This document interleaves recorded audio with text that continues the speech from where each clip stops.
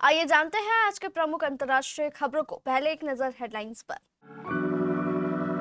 रसोई गैस 29 रुपए महंगी हुई। दिल्ली में अब 942 रुपए का मिलेगा घरेलू एलपीजी सिलेंडर। अमेरिकी सेना ने मार गिराया ईरान के हमलावर ड्रोन। हॉर्मुज स्ट्रेट में बढ़ा तनाव। ईरान से अब जबरन वसूली। ट्रंप ने बनाया हमलों में खाड़ी देशों को हुए नुकसान की भरपाई का प्लान। लेबनान में सफेद फास्फोरस से हमला, इजराइल का साफ इनकार। अमेरिका के ओहियो में फायरिंग, फेस्टिवल के दौरान गोली लगने से कई लोग घायल।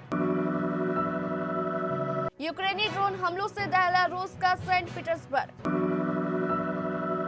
चीन में रविवार को दुनिया का सबसे बड़ा एग्जाम, 1 करोड़ 29 लाख परीक्षार्थी लेंगे भाग। मेटा का बड़ा ऐलान, भारत में Instagram plus plan launch. National award winner Salim Kumar की हार्ट अटैक से मौत, अस्पताल में ली आखिरी सांस। और 19 साल की मीरा एंड्रीवा ने रचा इतिहास। घरेलू रसोई गैस फिर महंगी हो गई है। एलपीजी की कीमत में प्रति सिलेंडर 29 रुपए की बढ़ोतरी की गई है, जो आज 7 जून से लागू होगी। 3 महीनों में यह दूसरी बढ़ोतरी है। रसोई गैस के दाम में की गई ये बढ़ोतरी पूरे देश में लागू हो गई। इसके पीछे ईरान संकट है। बताया जा रहा है कि सरकारी फ्यूल रिटेलर्स को ग्लोबल एनर्जी की बढ़ती कीमतों से जूझना पड़ रहा है। न्यूज एजेंसी के मुताबिक सूत्रों से पता चला है कि 7 जून से दिल्ली में 14.2 किलोग्राम वाले एलपीजी सिलेंडर की कीमत 913 रुपए से बढ़कर 942 रुपए हो जाएगी।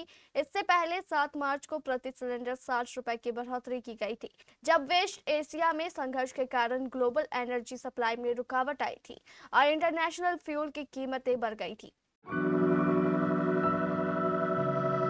सोशल मीडिया प्लेटफॉर्म एक्स पर एक पोस्ट में सेंट्रल कमांड ने बताया कि मिडिल ईस्ट में मौजूद अमेरिकी सेना ने in one way attack drone को सफलतापूर्वक नष्ट कर दिया। इसमें कहा गया है कि ये ड्रोन राजनीतिक रूप से अहम हॉर्मुज जलसंधि मध्य में अंतर्राष्ट्रीय शिपिंग के लिए खतरा पैदा कर रहे थे।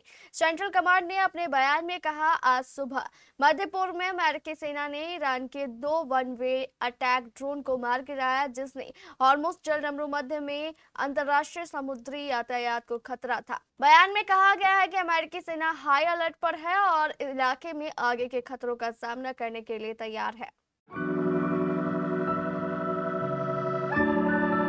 अमेरिका, इजराइल और ईरान की जंग में खाड़ी देशों का तगड़ा नुकसान हुआ है। अब इसकी भरपाई के लिए अमेरिका नए प्लान पर काम कर रहा है। इसमें ईरानी हमलों में खाड़ी देशों को पहुंचने वाले नुकसान की कीमत अप्रत्यक्ष रूप से ईरान से ही वसूली जाएगी। रॉयटर्स की एक रिपोर्ट के मुताबिक अमेरिका के ट्रेजरी सेक्रेटरी स्कॉट बेसेंट ने अपनी टीम को खाड़ी देशों यानी अमेरिका के सहयोगियों की स्थिति और ईरान द्वारा पहुंचाए गए नुकसान की लागत का आकलन करने का निर्देश दिया है।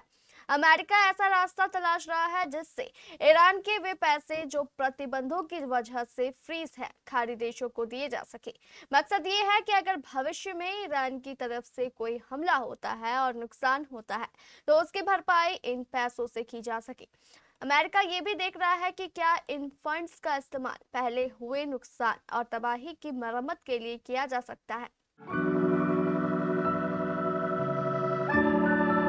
लेबनान में हिजबुल्लाह के खिलाफ जारी सैन्य अभियान के दौरान इजरायली सेना पर आबादी वाले क्षेत्रों में सफेद फास्फोरस युक्त गोला बारूद के इस्तेमाल के आरोप लगे हैं। दृश्य साक्ष्यों, विशेषज्ञों के विश्लेषण और राहत संगठनों की रिपोर्टों के आधार पर यह दावा किया गया है कि हाल के महीनों में दक्षिणी लेबनान के कई इलाकों में इस अत्यधिक ज्वलनशील पदार्थ का उपयोग किया गया। हालांकि इजराइल ने आरोपों से इनकार कर दिया है। विश्लेषण के अनुसार 30 मई को नबातिये शहर के ऊपर सफेद फास्फोरस वाले गोला बारूद के इस्तेमाल के संकेत मिले। अमेरिकी राज्य ओहियो में गोलीबारी की घटना सामने आई है। यहाँ के टोलेडो शहर में आयोजित एक फेस्टिवल इवेंट के पास हुई गोलीबारी में कई लोग घायल हो गए हैं। पुलिस ने बताया कि वह इस घटना में शामिल एक या एक से अधिक संदिग्धों की तलाश कर रही है। टोलेडो पुलिस के मुताबिक स्थानीय समय अनुसार शाम करीब 5:37 पर ओल्ड वेस्ट एंड फेस्टिवल के पास गोलीबारी की सूचना मिली। मौके पर पहुंची पुलिस को कई लोग गोली लगने से घायल मिले। घायलों को इलाज के लिए अस्पताल भेजा गया है। टोलेडो के मेयर वेड कैप्सजू कीवीज ने स्थानीय मीडिया व्लॉट 11 को बताया कि प्रारंभिक जानकारी के मुताबिक 12 लोगों को गोली लगी है।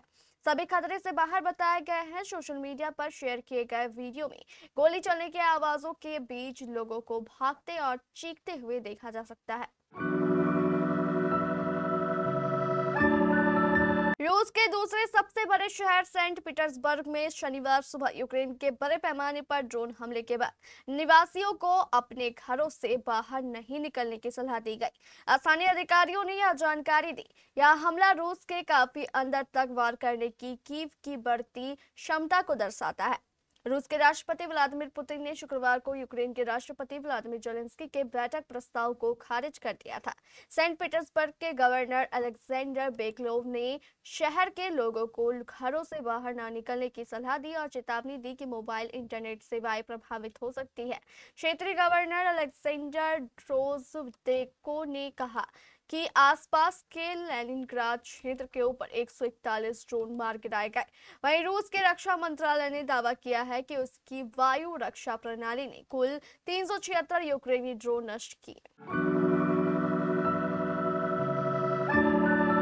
चीन की सबसे प्रतिष्ठित और कठिन मानी जाने वाली राष्ट्रीय विश्वविद्यालय प्रवेश परीक्षा गायोकाओ में बैठने वाले छात्रों की संख्या में इस साल ऐतिहासिक गिरावट आई है। शिक्षा मंत्रालय की ओर से जारी आंकड़ों के मुताबिक इस रविवार से शुरू होने वाले इस परीक्षा के लिए रजिस्ट्रेशन कराने वाले चीनी छात्रों की संख्या पिछले साल की तुलना में 4,50,000 घटकर 12.9 मिलियन रह गई है, यानी 1,29,00,000। विशेषज्ञों का मानना है कि ये गिरावट देश में कॉलेज जाने योग्य युवाओं की आबादी में कमी और चीन के बेहद चुनौतीपूर्ण रोजगार बाजार के कारण आ रही है, जिसने युवाओं को पारंपरिक एकेडमिक डिग्री हासिल करने से पीछे हटने पर मजबूर कर दिया है। वर्तमान में चीन में 16 से 24 साल की आयु के युवाओं के बीच बेरोजगारी दर 16% से अधिक हो चुकी है। स्थिति तब और गंभीर होने की आशंका है जब इस गर्मी में रिकॉर्ड 12.7 मिलियन यानी 1,27,00,000 नए विश्वविद्यालय स्नातक डिग्री पूरी कर नौकरी के बाजार में कदम रखेंगे।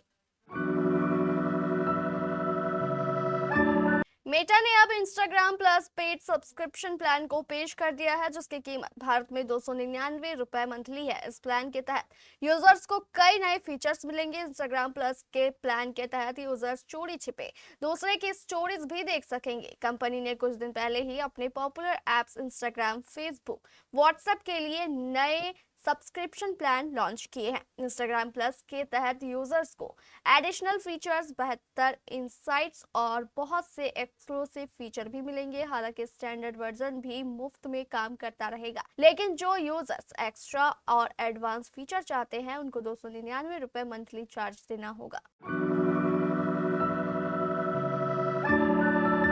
National film award winning actor Salim Kumar का निधन हो गया है।